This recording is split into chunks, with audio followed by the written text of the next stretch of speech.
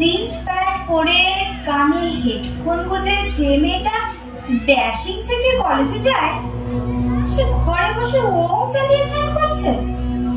বাবা, কালে কালে কত কি যে দেখবো।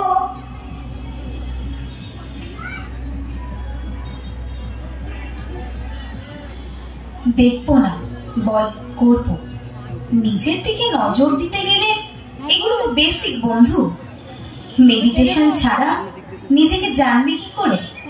ছাড় তো, নিজেকে জানা বোঝা পরে হবে। তোর কাছে যে জন্য আসা, আমার দ্বারা এবারেও হলো না, বুঝলি তো? কি ফেল টেল করলি নাকি? হ্যাঁ রে বন্ধু, ডাহা ফেল, তবে পরীক্ষায় না, প্রেমে। বাহ, শুনে আনন্দ পেলাম। তুই এই আমার বন্ধু, তোর সাথে কোনো কথা নেই আমার, যা তো। ওরে আমার অবুঝ বান্ধবী, এই প্রেম যে সেই প্রেম নয়। এই প্রেমে সেই ব্যাপারটাই নেই। সেই যে থাম তো থাম, তুই আবার রাধা কৃষ্ণের প্রেম বোঝাতে বসিস না প্লিজ, দয়া কর। সোশ্যাল মিডিয়ার যুগে এই প্রেম কাহিনী আমিও বহুবার শুনলাম। আমার জীবনে অপেক্ষা না আসে, সেই অপেক্ষায় যে প্রেমের মূল মন্ত্র বন্ধু। মাইথোলজিতে প্রেম মানে শুধু রাধা কৃষ্ণ নয় রে, শিবসতীর প্রেমটাও তো আছে। শিবসতী, শিব পার্বতী শুনেছি, শিবসতীর কাহিনী সে আবার কি? শুনবি, সে ধৈর্য আছে। আমি না শুনলে তুই ছাড়বি না? একদমই না। তবে শোন। দক্ষপুত্রী সতী, প্রজাপতি দক্ষের অর্থের অভাব ছিল না, অভাব ছিল আস্থার। ত্রিদেবের অংশ ব্রহ্মা তার পিতা, বিষ্ণুর উপাসক তিনি, অথচ শিবকে দেবতা বলতেই নারাজ দক্ষ। গলায় সাপ, গায়ে বাঘছাল, ভস্য রুদ্রাক্ষের মালা যার অলঙ্কার, তাকে কি অমন সুদর্শন স্বর্ণ শোভাখচিত দেবতাবর্গের মাঝে মানায়? অন্যদিকে সতী শৈশব থেকেই এক অদ্ভুত টান অনুভব করে ওই বরফে ঢাকা পর্বতের প্রতি। এই অনুভব তার মনে শান্তি জাগায়। সে প্রফুল্ল অথচ শান্ত হয়। মনে হয় সে যেন আর ইহ জগতেই নেই। একদিন এই প্রফুল্লতা নজর কাড়ে দক্ষের। প্রজাপতি তার প্রিয় পুত্রীকে জিজ্ঞাসা করেন, পুত্রী, কি ব্যাপার এমন শান্তভাবে বসে আছো? পিতা, আমি যে বড় প্রফুল্ল বোধ করছি। সে তো উত্তম খবর, তবে আমার পুত্রীর এই প্রফুল্লতার হেতু তার পিতা কি জানতে পারে? ওই যে ওই তুষার ক্ষেত্র। বুকের ভেতর ধরাস করে ওঠে দক্ষের। এ তো শিবের বাসভূমি কৈলাস। এই কৈলাস দর্শন সতীর মনে প্রফুল্লতা সঞ্চার করছে। কেন? কি কারণে? পুত্রী, তুমি জানো ওই পর্বতে বাস কার? না পিতা। ওই পর্বতে এক অঘরী পিশাচ দলের সর্দার শিবের বাস। পুত্রী, তুমি জেনে রাখো, ওই শিব আমার সবচেয়ে বড় শত্রু। পর্বত দর্শন থেকে বিরত হও সতী। পিতার আদেশ অমান্য করতে পারে না সতী, তাই পিতার আদেশকে মাথায় রেখে ধীরে ধীরে বড় হয়ে ওঠে দক্ষ পুত্রী।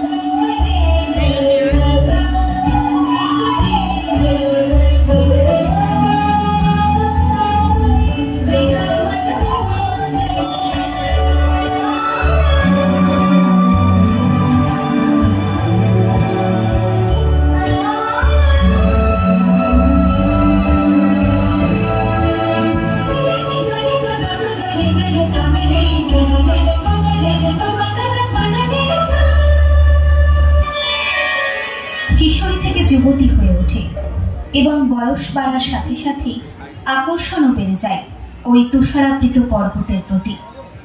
তবে আকর্ষণ তাকে পিতার আদেশ ভুলিয়ে দেয় না। পর্বত দর্শনে আর সে ব্রতী হয়নি। তারপর এখন সেই পর্বত থেকে আগত এক ধ্বনি তার মনে প্রফুল্লতা সঞ্চার করে। কি সেই ধ্বনি?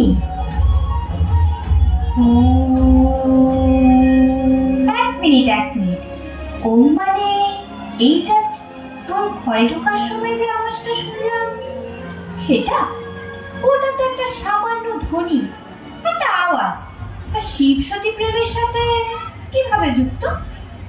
ধ্বনি তো এই জগতের মূলে, ভেবে দেখিস। আর ওম, এই ধ্বনি তো এক চঞ্চল সদা ব্যস্ত সতীকে ধীর স্থির করে তোলে। প্রফুল্ল হৃদয়ে সে বিরত হয় তার দৈনন্দিন কাজ থেকে। এই ধ্বনি যে তাকে শান্তি দেয়, এই অদ্ভুত প্রফুল্লতা যে তার বড় আপন, বড় প্রিয়।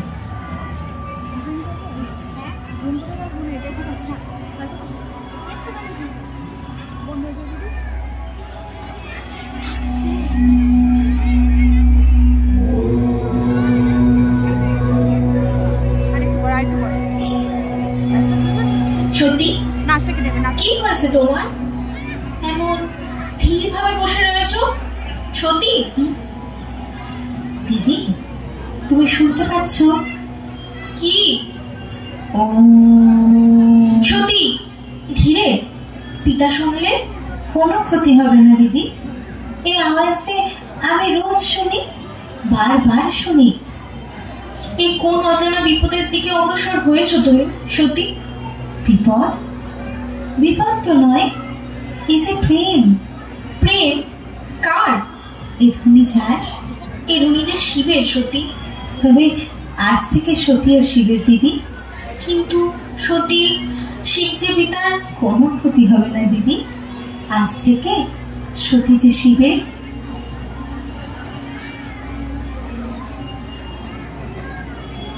ধ্বনির প্রেম? এভাবেও প্রেম হয়? এভাবেই প্রেম হয়। যখন কোনো মানুষ অন্য মানুষটির সত্তাকে ভালোবাসে, তার কাছে মানুষটির বাইরের সৌন্দর্যটা যদি ভালোবাসার কারণ না হয়ে ওঠে, তবে সেই ভালোবাসাটাই প্রেম। তাহলে শেষমেশ শিব সতীর প্রেমটা হলো বল? হ্যাঁ, অনেক বাধা বিপত্তি, পিতা দুঃখের সকল গঞ্জনা, তিরস্কার, বিরক্তি সব পেরিয়ে প্রেমটা হলো। আর শেষমেশ বিয়েটা।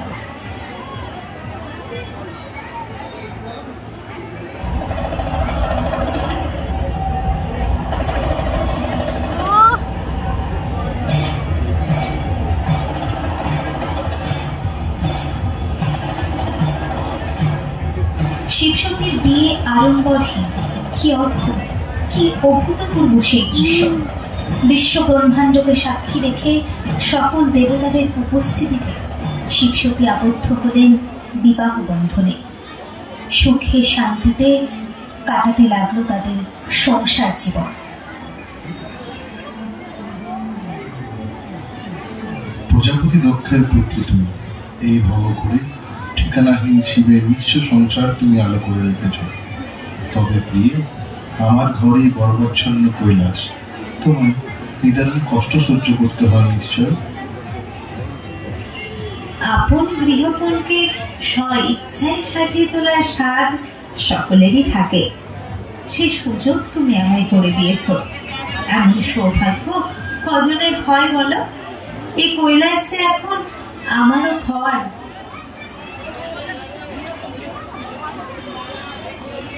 এহেন কঠিন পরিস্থিতিতেও তুমি স্বর্গসুখ পেয়েছ প্রিয়, এর হেতু জানা যায় কি? তোমারই সান্নিধ্য প্রাণনাথ।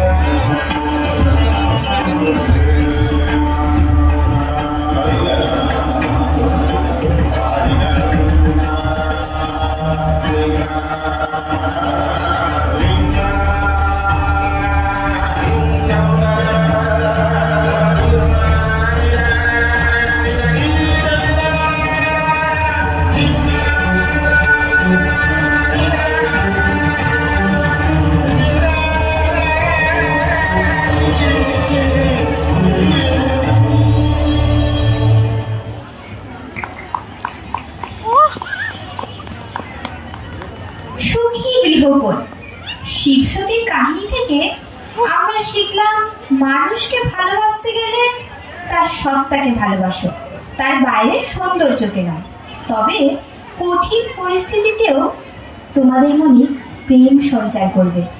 তাই তো, ব্যাস, হ্যাপি এন্ডিং। কিন্তু তাহলে শিব পার্বতী এলো কোথা থেকে? তোর ধৈর্য নেই, একদমই নেই। যে প্রেমে বিরহ নেই তা কি কখনো পরিপূর্ণতা পেতে পারে? এখানেও সেই বিরহ? হ্যাঁ রে বন্ধু, এখানে। তবে এ বিরহ শুধু কষ্টের নয়, এ বিরহ যন্ত্রণার। এ বিরহ যেমন শিবের, ঠিক তেমনই সতীর, আবার সকল দেবতাদেরও। এ বিরহ ধৈর্যের, এ বিরহ ধ্যানের, এ বিরহ অপেক্ষার, এক দীর্ঘস্থায়ী অপেক্ষার। সকল দেবতাদের একত্রে কোনো এক অজানা আমন্ত্রণে সামিল হতে যেতে দেখে বড় উৎসুক হয়ে পড়েন সতী। আর সেই মুহূর্তে কৈলাসে আগমন ঘটে মহর্ষি নারদের। নারায়ণ নারায়ণ। প্রণাম মহর্ষি। প্রণাম কৈলাস স্বামিনী।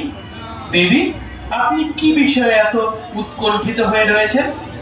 মহর্ষি, ক্ষমা করবেন, এই উৎকণ্ঠা আমার থেকে কাম্য নয়, তা আমি জানি। তবে সকল দেবতাগণ কোথায় আমন্ত্রণ রক্ষার্থে চলেছেন তা আমি জানতে বড় উৎসুক। কেন দেবী, আপনি কি এই আমন্ত্রণ পাননি? না মহর্ষি, এমন কোন আমন্ত্রণ বার্তা তো আমার কাছে এসে পৌঁছয়নি। মহাদেব কি অনিমন্ত্রিত? হ্যাঁ, উনি তো কৈলাস শিখরে ধ্যানমগ্ন। নারায়ণ নারায়ণ। শঙ্কর পত্নী দেবী সতী, আপনাকে এই বার্তা আমার থেকে পেতে হচ্ছে একথা ভেবেও আমার বড় লজ্জা বোধ হচ্ছে। কি হেতু বিবেক দংশন? দেবী, এই যজ্ঞের আয়োজক আপনার পিতা, এবং এই যজ্ঞে সকল দেবী দেবতা, গন্ধর্ব, অপ্সরা, দেব, গণ, রাজর্ষি, মহর্ষি এবং সকল কুটুম্বাদি আমন্ত্রিত। এই কথা শুনে বড় আঘাত পেলেন সতী। তবু পিতার প্রতি অপার ভালোবাসা ও শ্রদ্ধা যেন তার বুদ্ধিভ্রম ঘটালো। পিতার এই কাজ যে অনিচ্ছাকৃত নয়, সে সহজ সত্যটাকে আমল না দিয়ে সতী চললেন শিবের কাছে তার শেষ বিদায় চেয়ে নিতে। এই যজ্ঞে আমরা আমন্ত্রিত নই, অর্থাৎ আমরা সেখানে অনাকাঙ্ক্ষিত। কারণ হাজারো কাজের ফাঁকে পিতার দ্বারা এমন অপ্রত্যাশিত একটি ভুল হয়ে গেছে। পুত্রী হয়ে সে ভুল শুধরে দেওয়া তো আমারই দায়িত্ব। সতী, এ দক্ষ যজ্ঞে যাওয়া তোমার নিষ্প্রয়োজন। শিব, তোমার নিষেধাজ্ঞা আজ আমায় লঙ্ঘন করতেই হবে। পিতার সম্মুখে দাঁড়িয়ে কিছু প্রশ্নের উত্তর আমায় পেতেই হবে। আর শিব, তোমায় এও বলে যায়, পিতা যতক্ষণ না পর্যন্ত তোমায় নিজে থেকে আহ্বান জানাচ্ছে, তুমি দক্ষ যজ্ঞে পদার্পণ করবে না। এ আমার অনুরোধ নয়, বরং আদেশ। এই আদেশ রক্ষার্থে শিব তার জীবনের সবচেয়ে মূল্যবান বস্তুটিকে বলি দিতে বাধ্য হয়।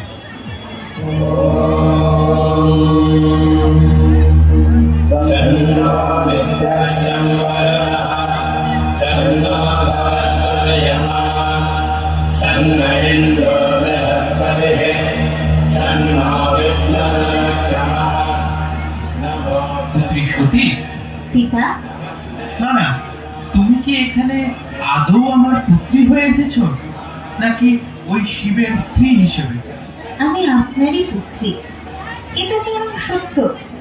তবে পিতা, বর্তমানে আমার প্রথম পরিচয় আমি শিবের স্ত্রী। তবে কি তোমাকে ওই ভিখারি ক্ষুধার অন্ন জোগাড় হেতু এই যজ্ঞে পাঠিয়ে দিয়েছে? পিতা, তোমার স্বামীর থেকে কি এই হেতু জ্ঞানেরও আশা রাখা যায় না যে অনিমন্ত্রিতদের যজ্ঞে আগমন ঘটলে তাদের ভিখারি স্থানই প্রাপ্য? পিতা, সাবধান। ওই শ্মশানচারী ভণ্ড কি তোমাকে সামান্য ক্ষুধার অন্ন জোগাড় দিতেও অক্ষম, তাই ভিক্ষার থলি হাতে আমার দ্বারে পাঠিয়ে দিয়েছে? অবশ্য শ্মশানচারী ওই ভণ্ডের থেকে এর চেয়ে বেশি আর কি বা আশা রাখা যায়? ব্যাস পিতা, ব্যাস, অনেক বলেছেন, এবার আমার বলার পালা। এতক্ষণ ধরে আপনি যার নামে এতগুলো কথা বলে গেলেন, সেই ভস্মলেপী শিব আমাকে পুনঃ পুনঃ এ যজ্ঞে সামিল হতে নিষেধ করা সত্ত্বেও আপনাকে আমার পিতা ভেবে আপনার কল্যাণ চিন্তায় ও নিমন্ত্রিতদের সূচি থেকে নিছকে ভুলবশত আমরা বাদ করেছি। এই ভ্রান্ত ধারণাকে মনে স্থান দিয়ে আপনার এই যজ্ঞে সামিল হওয়ার মতো মহা পাপ করে ফেলেছি। সেই পাপের প্রায়শ্চিত্ত আমায় করতেই হবে। তবে তার আগে আপনার জানা প্রয়োজন, এ সভায় উপস্থিত সকল দেব বর্গের দেব যদি কেউ হন, তিনি আমার শিব, আমার স্বামী। আমার শিব কখনো কারো থেকে কিচ্ছু নেয় না, তার চেয়ে দেওয়াটাই স্বভাব। তাই তো তার শরীরে ভস্মের লেপন। আর পিতা, আজ আপনার এই সমুদ্রকায় যজ্ঞ আয়োজনেও দান করবে আমার স্বামী। তিনি এই যজ্ঞ বেদিতে তার সবচেয়ে মূল্যবান বস্তু, তার সতীকে আহুতি দেবেন। এই হবে শিবের সবচেয়ে বড় দান, আর আমার নিজ কর্ণের স্বামীর অপমান শোনার প্রায়শ্চিত্ত। শিব, তোমার সতী তোমাকে আজ অনন্য ভালোবেসেছে।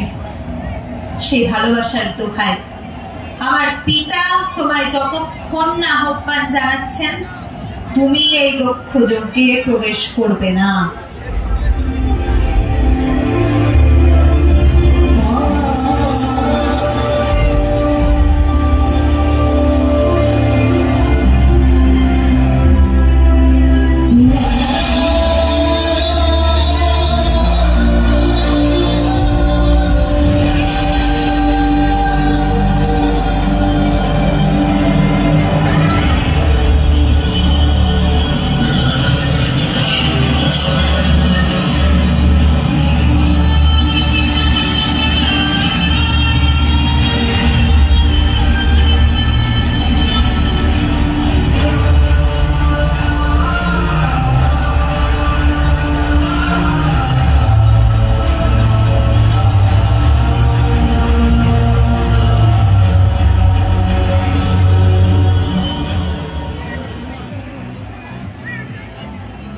সতী দক্ষ যজ্ঞে প্রাণ হারালেন, আর শিব, সতীহীন শিব তো সব। কিন্তু শিবের ক্রোধ ভেঙে পড়ল দক্ষের উপর। সতীর নির্দেশ অনুযায়ী শিবের এই দক্ষ যজ্ঞে প্রবেশ নিষেধ, তাই তিনি তার 2 চরকে পাঠালেন। হরে প্রসন্ন, শক্তি রূপা আদি শক্তি সতীর রূপ ধারণ করে তোর পুত্রী রূপে জগতে এসেছিলেন। শিবের সাথে শক্তির মিলন ঘটবে, এই তো স্বাভাবিক। আজ তোর দম্ভের কারণে সতীর এই পরিণতি। কি পরিণতি হতে চলেছে ভাবতে পারছিস?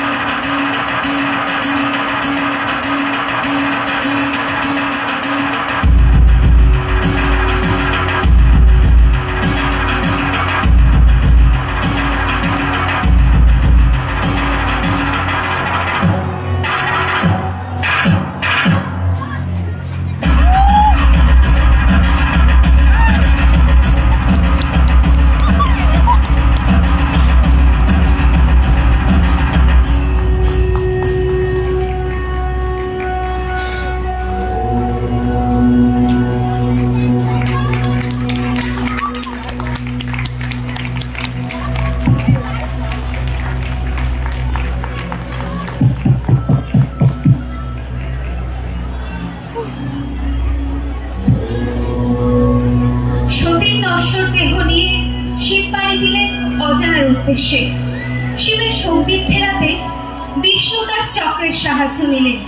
51টি ভাগ হলো সতীর দেহ, প্রতিষ্ঠিত হলো 51টি সতীপীঠ। আর শিবের সতী জন্ম নিলেন পার্বতী রূপে। ভালোবাসা পূর্ণতা পায় সমর্পণে, শ্রদ্ধায়, সমদক্ষতায়। ভালোবাসায় কেউ ছোট বা বড় নয়। যাকে ভালোবাসা যায় তাকে আগলে রাখতে হয়, কাছে রাখতে হয়।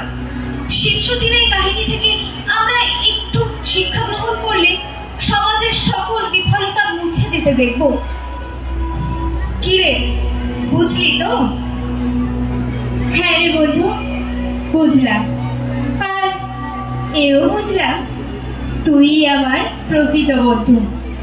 আজ থেকে তাই আর প্রেমে ভেসে যাওয়া নয়, আজ থেকে নিজেকে ভালোবাসা আর অপেক্ষা, দীর্ঘস্থায়ী অপেক্ষার, সঠিক মানুষের এবং সঠিক সময়ে। নমস্কার। আমাদের আজকের পরিবেশনা এখানেই শেষ। সময় নেই হাতে, তাই খুব তাড়াতাড়ি কিছু মানুষকে ধন্যবাদ না জানালেই নয়। মঞ্চে যাদের দেখছেন তারা ছাড়াও কথাগুলির বেশ কিছু মানুষ রয়েছে, তাদেরকেও ডেকে নিচ্ছি। আর কথাগুলির বাইরে শিবের যে কণ্ঠ, সেই কণ্ঠ দিয়েছে সন্দীপন মিত্র, তাকে অসংখ্য ধন্যবাদ। সেই সঙ্গে আমাদের এই পুরো রেকর্ডিংটা করে এবং প্রেজেন্ট করতে সাহায্য করেছে গীতমালা, তাকেও এই মঞ্চ থেকে ধন্যবাদ জানাই। আর অনেক অনেক অনেক ধন্যবাদ বইমেলা কমিটিকে আমাদেরকে প্রতি বছর স্টেজ দেওয়ার জন্য আর আমাদের অত্যাচার মেনে নেওয়ার জন্য। আমাদেরকে 25 মিনিট টাইম দেওয়া হয়েছিল, আমরা 30 মিনিট টাইম নিয়েছি, সেই জন্যও আমরা দুঃখিত, সরি। ও আর সাউন্ড সুমিত্রা, একটা জোরে হাততালি। অনবাদ্য, এক কথায় অনবাদ্য শিল্প পরিকল্পনা এবং তার সঙ্গে পরিবেশনা, অনেক অনেক অনেক ভালোবাসা, আদর এবং তার সঙ্গে সামনের দিকে এগিয়ে চলার জন্য